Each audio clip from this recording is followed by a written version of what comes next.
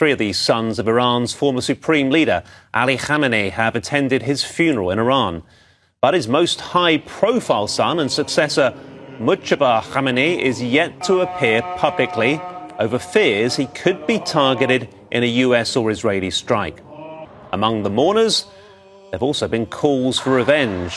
One performer specifically crying for the assassination of the US President Donald Trump, and there have been repeated chants of death to America from the crowd. There have also been calls to avenge the more than 100 school children killed in a strike on a primary school on the first day of the war earlier this year.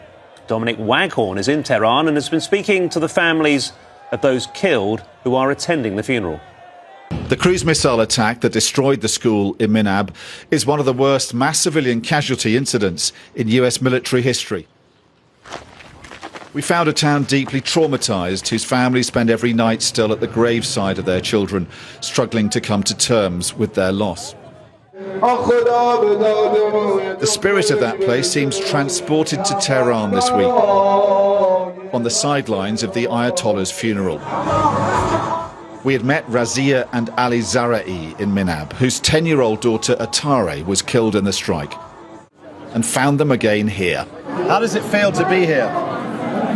I'm here for my daughter and say goodbye to our leader. My heart beating very, very fast.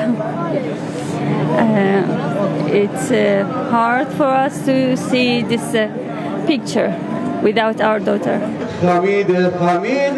The families of 20 of the dead children have made the long journey to Tehran. To mourn, they told us, but also to demand justice. Masuma and Mustafa's daughter, Satayesh, also died that day. My message is that the children were innocent. They didn't have any sins. Their only weapons were pencils and erasers. What was the crime they were killed for? The Iranian government has made national heroes of the dead children and used their tragedy in their information campaigns in this conflict. The horrific nature of their deaths, though, has provoked genuine nationwide sympathy and outrage. Abdul Rashid's 9-year-old daughter Zahra was killed. His younger son Mohammed is still recovering, badly burned in the American missile attack. Coming here revives memories of that day because our kids were martyred together with the Supreme Leader. And we are not here only for the funeral and bidding farewell. We're here seeking blood revenge. 4